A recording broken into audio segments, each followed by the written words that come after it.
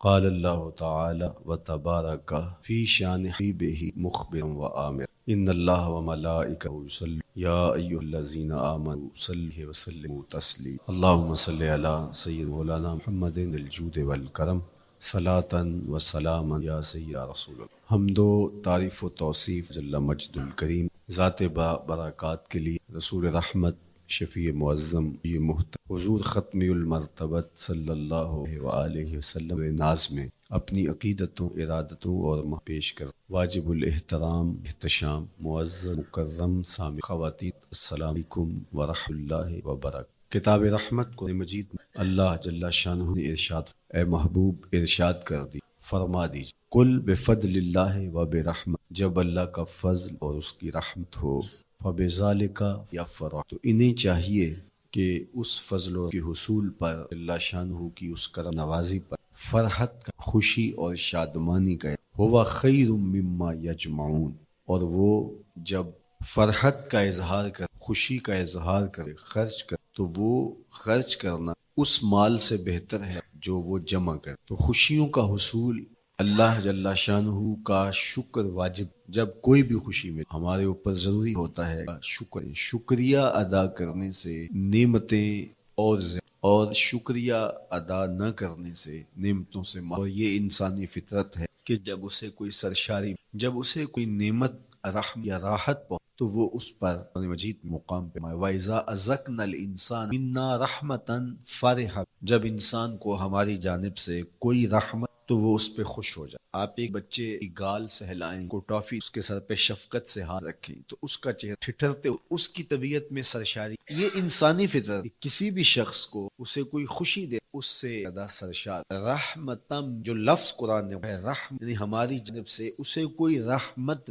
رحمتن نکرہ ہے، کوئی رحمت، عام سی رحمت، فرح بہا، تو اس رحمت کے ملنے پر وہ خوش ہو جائے۔ آپ کی اگر توجہ تو رحمت ملنے پہ وہ خوش ہو جاتا ہے، اور اگر رحمت للعالمین میں پھر اس کی خوشی کا، پھر اس کی مسرت کی کیفیت کیا، یہ بات ذہن میں رکھیے۔ حضور کی آمد مسرت کا اظہار، خوشی کا اظہار کا، اس میں تو اختلاف نہیں کا طبقہ اس کا انکار نہیں، یہ خوشی کی ہر دور میں اپنے اظہار کے سلیقے اور طریقے، اگر وہ شریعت کے مزاج سے متصادم نہ ہو اختیار کر، پھر مرور زمانہ کے ساتھ بدلتے ہوئے تقاضے ہوتے۔ کسی زمانے میں تلواروں کے ساتھ جہاد اسلام، آج کی لڑائی میزائلوں کے ساتھ بھی جہاد اسلام، کوئی کہے تیر و تفنگ کو چھوڑ، نیزہ و بالا کو، شمشیروں کو چھوڑ میزائلوں پہ آ جا، یہ ٹینکوں، یہ جدید آلات حرب پہ آ جا، یہ دانش مندت سے علمیت و سنت۔ اس دور میں آلات حرب وہ تھے، بدلتے تقاضوں کے بھی عین جہاد اسلام، یہ بھی عین جہاد۔ اسی طرح خوشی کے مختلف ہیں، کسی زمانے بالکل پرانے لوگ جانتے ہیں، جب کسی کی خوشی آئی پرانا پتاشے، اس کے بعد لڈو آ گئے، لیکن روح ایک، گڑ بانٹنے سے مدد کا اظہار تھا۔ ہمارے پاس مٹھائی کی اقسام، ان کو بانٹنے، کسی زمانے میں کسی کے ہاں بیٹا ہوتا تو وہ گھر کے دروازے پہ پتے باندھ دیے، یہ اس دور کی جھنڈیاں اظہار کے لیے کس گھر میں۔ آج کے دور میں تو آج کے اندر ولادت تو مختلف بدلتے ہوئے ادوار میں وہ طریقے ضرور بدل، لیکن جہاں تک مسرت کا اظہار ہے وہ روح بعین ہی ہر دور میں، ہر علاقے میں، ہر جو ہے کلچر میں موجود، کسی بھی خوشی پہ مسرت کا اظہار، مسرت اور سرور اور کیفیت کا اظہار، یہ انسانی زندگی۔ اسلام ہمیں مسرتوں کے اظہار اور شکرانے کی صورت کے بہت سارے طریقے، اس میں سے روزہ رکھنا ان طریقوں میں سے ایک، نوافل ادا کرے شکر کا اظہار، خیرات بانٹ کے، کو کھانا کھلا کے مسرت کا اظہار، لوگوں کو لباس پہنا کے مسرت، اور اسی طرح دعوت ہے مختلف مواقع پہ مختلف چیز۔ پیر کے دن حضور علیہ السلام روزہ رکھ، پوچھا حضور آپ پیر کے دن قال فیہ ولدت، کہا اس دن میں پیدا ہوا تھا۔ تو اپنی ولادت کا حضور دن پیر روزہ رکھ کے اللہ کے شکرانے میں دن گو حضور علیہ السلام کی زندگی کا ایک ایک لمحہ رب کے لیکن اس کی وجہ بیان کر کہ میں اس دن کا روزہ خاص طور پہ اس لیے رکھ، فیہ ولدت، اس دن میری ولادت ہوئی۔ اللہ اکبر۔ تو حضور کی ولادت اللہ کی بہت بڑی نعمت، اور اس پر شکرانہ خود میرے حضور، علماء نے لکھا ہے کہ حضور کی ولادت کی خوشی یہ اللہ کی رضا کا سبب اور ذریعہ۔ آپ نے سنا علماء سے کہ دین کا سب سے بڑا دشمن جس کا نام لے کے مذمت کی گئی وہ ابو لہب ہے۔ پورے قرآن میں کسی اور کافر کا، ابو جہل کا نام بھی، عتبہ عتیبہ اور امیہ کا نام بھی، لیکن نام لے کر کے مذمت اگر کسی شخص کی گئی۔ حضور علیہ الصلوۃ والسلام جب کوہ صفا پہ جلوہ فراز ہوئے، وَأَنذِرْ عَشِيرَتَكَ الْأَقْرَبِينَ، حکم ہوا پہلے قریبی لوگوں کو آپ اللہ کا ڈر سنائیں۔ تو حضور علیہ السلام نے قریبی لوگوں میں محنت کی، تو قریش کو، صنادید قریش کو، بنو ہاشم، اور بلا کہ حضور نے ایک بات کہی کوہ صفا کہ اگر میں تمہیں کہوں اس پہاڑ کی دوسری جانب سے ایک لشکر آ رہا ہے تمہیں کچل دے گا تو کیا میری بات مان؟ تو انہوں نے کہا اگر نظر نہ بھی آیا ہم کہیں گے ہم انتے ہیں آپ سچے، ہماری نظروں کو پھیر لگ رہا ہے، آپ جھوٹ نہیں بول سکتے، ہم نے 40 سال آپ کے شب و روز دیکھ، تو کیسے ہم یہ گم؟ حضور نے فرمایا اگر میری ذات پہ اتنا یقین تو مان لو اللہ ہے۔ تو ابو لہب سب سے پہلے بولا تبا لک ہنالک سائر الیوم الہذا جمعتنا معاذ اللہ، کہ آپ کا معاذ اللہ ہاتھ ٹوٹ جائے، آپ نے اس لیے ہمیں جمع کیا۔ تو اللہ تعالیٰ اس کا جواب دیتے ہوئے ارشاد فرمایا تبت یدا ابی لہب تب، ظالم تیرے دونوں ٹوٹ جائیں، ظالم تیرے دونوں ٹوٹ جائیں۔ تو ابو لہب کا نام لے کے مذمت، لیکن یہ بدترین کافر جب حضور کی ولادت ہو تو اس کی لونڈی سویبہ اس کو جا کے خبر دے کہ تیرے مرحوم بھائی کے گھر بیٹا، تو یہ بہت خوش ہو گئی، اس لیے نہیں کہ نبی تشریف لائے، اس لیے بھائی کے گھر میں چرا، تو بھتیجا ہونے کے ناطے اس کو ایک سرشاری اور خوشی ہوئی، اور لونڈی کے خبر دینے پر اس نے اشارے سے اس کو کہا جا تو اللہ اکبر۔ یہاں سے یہ بھی سمجھیں کہ حضور نے صحن کائنات میں قدم رکھا، غلاموں کو آزادی ملنے لگی، غلامی کی زنجیریں ٹوٹنے لگی، تو سویبہ کو کہا جا تو آزاد ہے۔ خیر ابو لہب کی ساری زندگی آپ کو پتہ ہے، لیکن جب مر گیا تو حضرت عباس رضی اللہ تعالیٰ عنہ کو خواب میں ملا، انہوں نے کہا سنا کیسی بیت رہی؟ اس نے کہا سخت مشکل، ڈاڈی تک، حضور کی مخالفت بڑی مہنگی پڑی، لیکن اتنا ہے کہ جب پیر کا دن آتا ہے جس انگلی سے اشارہ کر کے لونڈی کو آزاد کی، اس سے ٹھنڈا اور میٹھا مشروب بھی ملتا ہے اور عذاب میں بھی کچھ کم۔ شارع مسلم امام نووی کے استاد امام ابو شامہ جو بہت بڑا نام ہے حدیث میں، وہ فرماتے ہیں جب ایک کافر کو حضور کو نبی سمجھ کے نہیں بھتیجا سمجھ کے خوشی کرنے کا بھی صلہ ملتا ہے، تو ایک مومن جو حضور کا غلام ہے اور امام اور مقتدا اور نبی رسول اور محبوب سمجھ کے خوشیاں کرتا ہے، اس کو اللہ کتنا کچھ عطا کر۔ دوستاں را کجا کنی محروم، تو کے بعد دشمنا نظر دا، جب تو دشمنوں کو اتنا دیتا ہے تو دوستوں کو کتنا۔ تو حضور کی آمد پر مسرت کا اظہار، بشاشت کا اظہار، یہ اہل ایمان کا طریقہ رہا ہے۔ ہاں جو اس کا انداز ہے، کسی کو نوافل میں زیادہ سرور ملتا ہے وہ نوافل کے ساتھ، کسی کو زیادہ سرور روزے میں آتا ہے تو وہ روزے رکھ کر کے اس شکرانے کو ادا کر، کوئی ذکر کی مجلس سجا لے، مختلف طریقے موجود ہیں۔ حضور علیہ السلام تشریف لائے، صحابہ بیٹھے ہوئے تھے، صحیح مسلم میں روایت ہے، سنن نسائی میں ہے، اور بھی محفل بپا تھی، تو حضور نے آ کہا ما اجلسکم، کیوں بیٹھے ہوئے ہو؟ تو جو انہوں نے جواب دیا وہ سنیے، جلسنا نذکر اللہ ونحمدہ علی ما ہدانا لدینہ ومن علینا بک، حضور ہمارے بیٹھنے کا مقصود یہ ہے کہ ہم اللہ کا شکر ادا کر رہے ہیں اس بات پر کہ اس نے ہمیں ہدایت دین عطا کی، ومن علینا بک، اور آپ کی صورت میں ہمارے اوپر احسان کی، ہمیں آپ عطا ہوئے، اس پر اللہ کا شکر ادا کرنے کی مجلس سجائے۔ اب بات تو سادہ سی تھی، لیکن میرے حضور نے ان سے کہا کیا تم اس بات پہ قسم دے سکتے ہو کہ اسی لیے بیٹھے ہو؟ تو انہوں نے کہا جی ہم قسم دیتے ہیں ہم اسی لیے بیٹھے ہیں۔ میں اٹھاؤ قسم، تو صحابہ نے باقاعدہ قسم دی، ہم قسم اٹھاتے ہیں، ہمارے بیٹھنے کا مقصد یہ ہے کہ اللہ کا شکر ادا کر رہے ہیں، اور آپ کی صورت میں جو انعام خداوندی ملا ہے اس پر اللہ تعالیٰ کا شکریہ ادا کرا۔ حضور نے باقاعدہ ان سے قسم لی، اور انہوں نے باقاعدہ قسم دی۔ اب صحابہ کو حیرت تو تھی کہ یہ موقع قسم کا تو نہیں تھا، لیکن حضور نے قسم لی ہے، کیوں؟ حیرت تو استجاب کی کیفیت تھی۔ حضور علیہ السلام نے فرمایا صحابہ میں تم سے جو ابھی قسم لی ہے یہ کسی تہمت کی بنیاد پر نہیں لی، یعنی تمہارے قول کی صداقت میں مجھے کوئی شک نہیں تھا کہ میں نے قسم سے تصدیق کی، بلکہ اس کا سبب اور تھا۔ بعض اوقات قسم اس لیے کی جاتی ہے کہ کسی متردد ذہن کو مطمئن کرنا ہوتا ہے، اور بعض اوقات قسم واقعہ کی اہمیت کو بڑھانے کے لیے کی۔ کوئی بندہ کہہ رہا ہے کہ جناب فلاں صاحب آ رہے ہیں، ہمارے گھر میں مہمان آ رہے ہیں، تو گھر کا اچھا کہتا ہاں قسم اللہ کی، تو اس کا یہ مطلب نہیں کہ اس کے شک ہوتا ہے، اس کی خوشی اور اس کی مسرت کے اظہار کو بڑھانے کے لیے وہ کہتا ہے کہ ہمارے گھر کے اندر آج فلاں آ رہا ہے، تو وہ کہتا ہے اچھا، کہتا ہاں ہاں قسم اللہ کی وہ آ رہا ہے. تو یہ متردد کا شک دور کرنے کے لیے قسم نہیں، یہ بلکہ اس کی خوشی اور سرشاری کو پختہ کرنے کے لیے. تو عربوں میں قسم مختلف وجہ سے کی جاتی. تو حضور نے فرمایا یہ جو میں نے تم سے قسم لی ہے یہ کسی تہمت کی بنیاد پہ نہیں لی، بلکہ اس قسم کا سبب کیا ہے سنو. پھر حضور نے خود بتایا،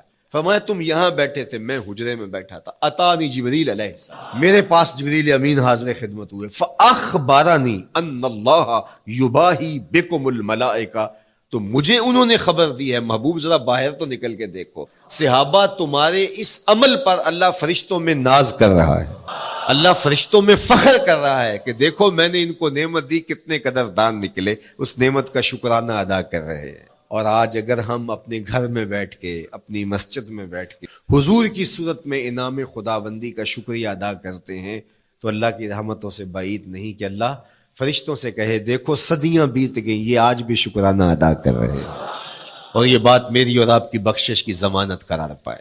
تو حضور کی صورت میں جو انعام ہوا، حضرت حسان بن ثابت اکثر کہا کرتے تھے منا علینا ربنا ام بعث فینا محمدا، ہمارے رب نے ہمارے اوپر احسان کر دیا ہے کہ محمد عربی عطا کر دی ہے.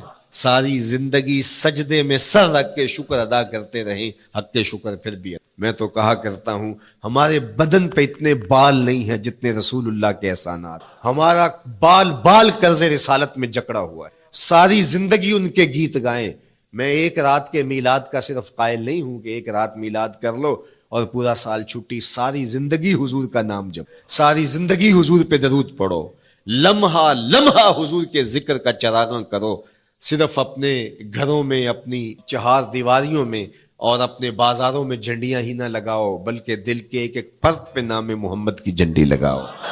صرف منڈیروں پہ چراغاں ہی نہ کرو، بلکہ دل کی اندھیر گلیوں میں بھی حضور کے نام کا چراغاں کرو. اندر بھی روشنی ہو، باہر بھی روشنی ہو. حضور پہ درود پڑھو، حضور کا ذکر کرو. اپنے بچوں کو بٹھا کر کے حضور کے قصیدے سناؤ، حضور کی شانیں سناؤ، حضور کی سیرت بتاؤ انہیں. اپنے گھر کے ماحول کے اندر، اپنی مسجد میں، اپنی گلی میں، اپنے دوستوں میں حضور کا ذکر کرو. دوستوں آپس میں بیٹھو تو کہو یار اللہ کا کتنا کرم ہو گیا کہ اللہ نے ہمیں حضور عطا کیا. دوستوں میں بیٹھے جب یوں بات کرو گے تو اللہ کی رحمتیں کس قدر تمہارے اوپر برسیں گی. اپنی عقیدتوں کا اظہار کرو. وہاں کمیت نہیں دیکھی جاتی، وہاں کیفیت دیکھی جاتی. وہاں مقدار نہیں دیکھی جاتی، وہاں معیار دیکھا جاتا. وہ چہرہ اور چہرے کا تل نہیں دیکھتے، وہ بندے کا دل دیکھتے. وہ دیکھتے کون کس خلوص کے ساتھ محبت لے کر کے آیا ہے. شاہ ولی اللہ محدث دہلوی بہت بڑا نام ہے، تمام مکاتیب فکر کے نزدیک معتبر نام. شاہ ولی اللہ محدث دہلوی فرماتے ہیں میرے والد شاہ عبد الرحیم محدث دہلوی ہر سال حضور کا میلاد کر اور اپنی استطاعت کے مطابق لوگوں میں، آنے والوں میں کچھ کھانا بھی تقسیم کرے. ایک سال حالات اتنے پتلے تھے کہ ان کو میسر نہ تھا کہ لوگوں کو بھرپور کھانا کھلا سکیں، لیکن کہا چلو ناغہ نہ ہو، ایک تسلسل ہے جاری رہے. تو انہوں نے چنے بانٹ دی، لیکن دل میں تشویش تھی کہ اس مرتبہ من کی منشا نہیں ہوئی. تو اسی حالت میں سو گئے. سوئے تو مقدر جائے، حضور کا دیدار نصیب ہو. اور جس نے حضور کو خواب میں دیکھا اس نے حضور کو ہی دیکھا.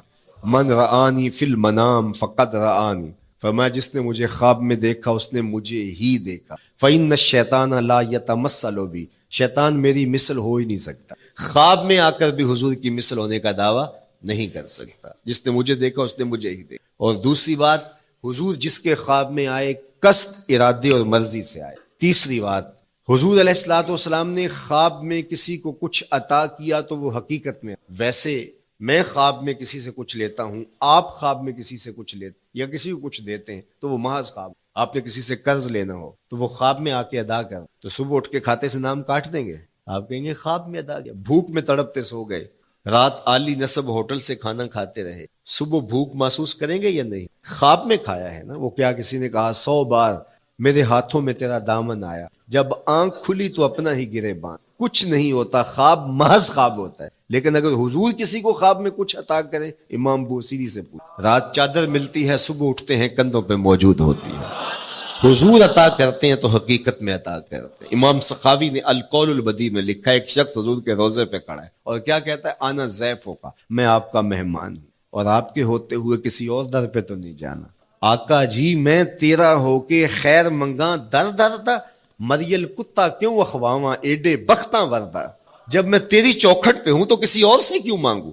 اور میرے امام بولے کون دیتا ہے دینے کو منہ چاہیے، دینے والا ہے سچا ہمارا، کوئی جھولی میں چند ٹکڑے ڈال بھی دے تو ساری زندگی جتلائے گا۔ اللہ اکبر۔ عارف عبد المتین نے تو قلم توڑ دیا نا، اور جتنے بھی سہارے ہیں سبک کرتے ہیں، عزت نفس بڑھاتا ہے سہارا تیرا، ہر آسرا کمزور کرتا ہے لیکن نبی کا آسرا سر بلند کر۔ کسی چودھری کا خان وڈیرے کا مانگت سر اٹھا کے چل سکتے کہ میں فلاں کا مانگت ہوتا ہوں اور جس کو خیرات مدینے کی گلی سے ملی؟ اسی لیے میرے امام نے مشورہ دیا، ٹھوکریں کھاتے پھرو گے ان کے در پہ پڑ رہو، قافلہ تو اے رضا اول گیا آخر گیا۔ وہ کھڑا ہی حضور کے روضے پہ کیا کہتا ہے؟ آنا ضیفوں کا، میں آپ کا مہمان ہوں، اور آپ کے ہوتے کسی اور در پہ جاؤں؟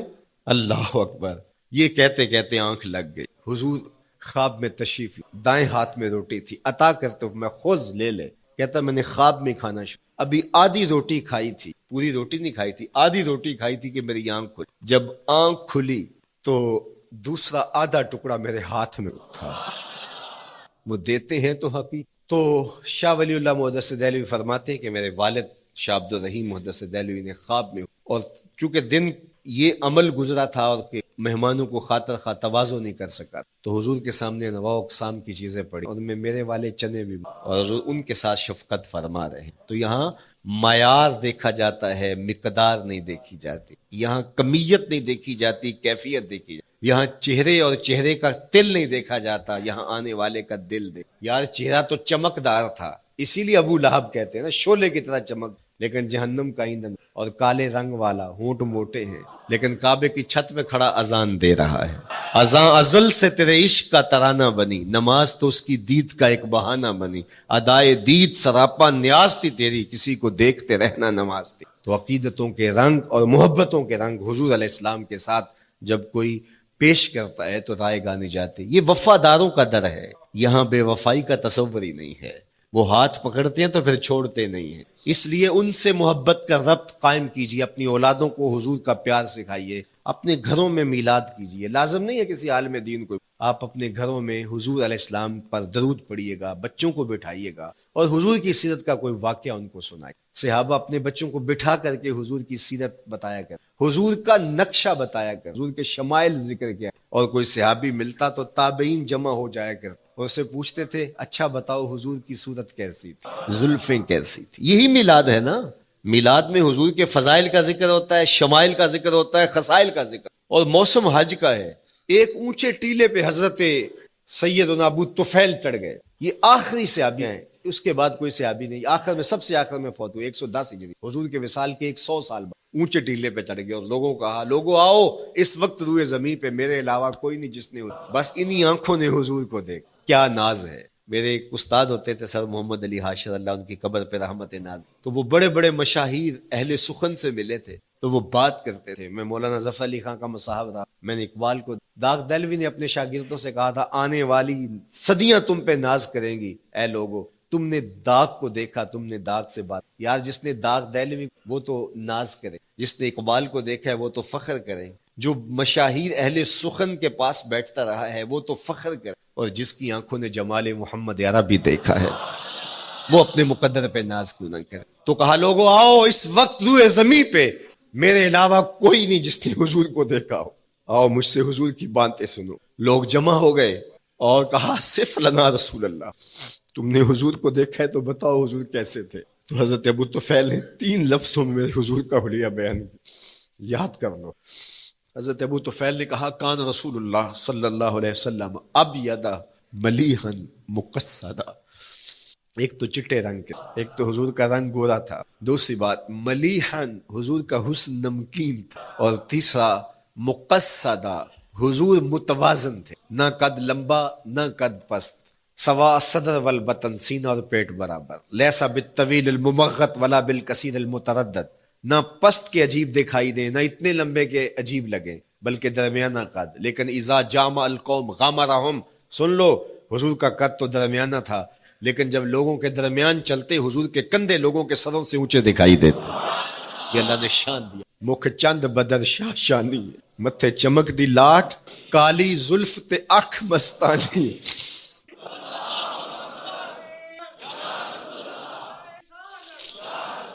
کالی زلف تے اکھ مستانی ہے، مخمور رکھی ہن مدب۔ میں آپ کو مدینے کی گلی میں لے جانا چاہتا تھا کہ حضور علیہ السلام کی جب آمد ہوئی تو اہل مدینہ نے کس طرح جلوس نکالا، وہ عقیدتوں کے کیا رنگ تھے، لیکن وقت سمٹ گیا۔ لیکن اتنا سن لو کہ جب حضور تشریف لائے تو جنوبی سمت سے حضور جب انہوں نے دیکھا نا تو اچانک ودا کے پہاڑوں کی اوٹ سے حضور دکھائی دی۔ تو سیاہ پہاڑ ہیں تو ان سے جب حضور کا چمکتا ہوا چہرہ دکھا نا تو بے ساختہ انہوں نے کہا طلع البدر علینا، وہ دیکھو چاند چڑھ گیا ہے، طلع البدر علینا، وہ دیکھو چاند چڑھ گیا۔ یہ شاعری خود بخود ہوتی ہے، خود بخود ترتیب، ایک ہوتی ہے آورد، ایک ہوتی ہے آمد، یہ آمد ہے۔ طلع البدر، وہ دیکھو چاند چڑھ گیا۔ من ثنیات الوداع وجب الشکر علینا۔ مورخ اسلام حفیظ جالندری نقشہ کھینچتے جنوبی سمت سے اٹھا ایک نوری غبار آخر، جنوبی سمت سے اٹھا ایک نوری غبار آخر، سواد شہر میں داخل ہوا ناکا سوار آخر۔ زباں پر اشرق البدر علینا کی صدائیں تھیں، دلوں میں ما دعا للہ دائی کی دعائیں تھیں۔ نبوت کی سواری جس طرف سے ہو کے جاتی تھی، درود و نعت کے نغمات کی آواز آتی تھی۔ کہیں معصوم ننھی بچیاں تھیں دف بجاتی تھی، رسول پاک کی جانب اشارے کر کے گاتی تھی اور کہتی کیا تھی، ہم ہیں بچیاں نجار کے عالی گھرانے کی، خوشی ہے آمنہ کے لال کے تشریف لانا، خوشی ہے آمنہ کے لال کے۔ عجیب رنگ بکھرے ہوئے تھے۔ حضور نے جب بچیوں کو دیکھا تو فرمایا تم مجھ سے محبت کرتی ہو؟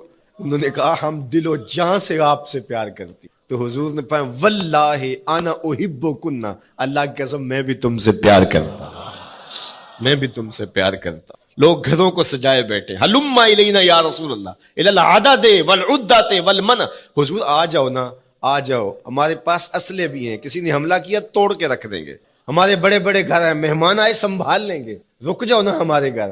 اب اتنے چاہنے والے ہوں تو کس کو پذیرائی دیں؟ حضور اونٹنی کی مہار گردن پہ ڈالتے، فرماتے خلو سبیلہا ناقتی مامورۃ من اللہ، اس کی راہیں چھوڑ دو، یہ اللہ کے حکم کی پابند ہے۔ کہتے ہیں لوگوں نے اونٹنی کو چارہ دکھانا شروع کہ چلو اونٹنی بیٹھ جائے، اللہ اکبر، پانی ہڑا نو لوڑ کی راہ براندی، پہنچے آپ دریار سرکار یارا۔ یار جب محبت پیدا ہوتی ہے یار منانے کے ڈھنگ بھی سیکھ لیے جاتے ہیں، محبت بتا دیتی ہے محبوب کو کیسے منانا ہے۔ لیکن حضور فرماتے خلو سبیلہ ناقتی مامور، راہیں چھوڑ دو، میری اونٹنی اللہ کے حکم کی پابند ہے، یہ سبز چاروں کے لالچ میں آنے والی نہیں ہے، چھوڑو چھوڑو اس کا راستہ۔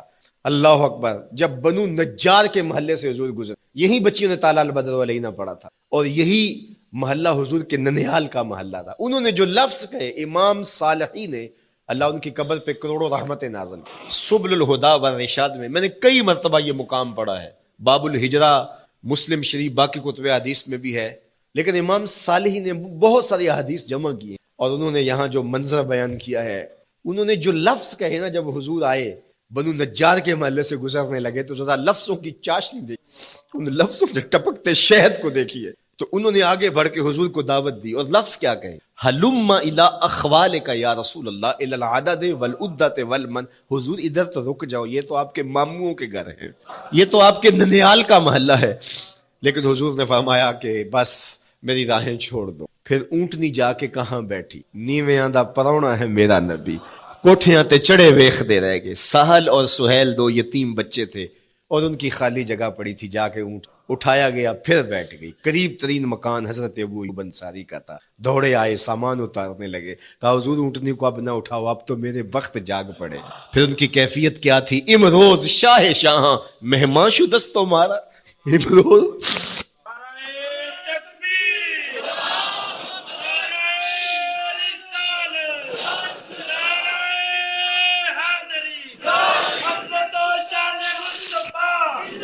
امروز شاہ شاہاں مہمان شدست مارا، جبریل با ملائک درباں شدست مارا۔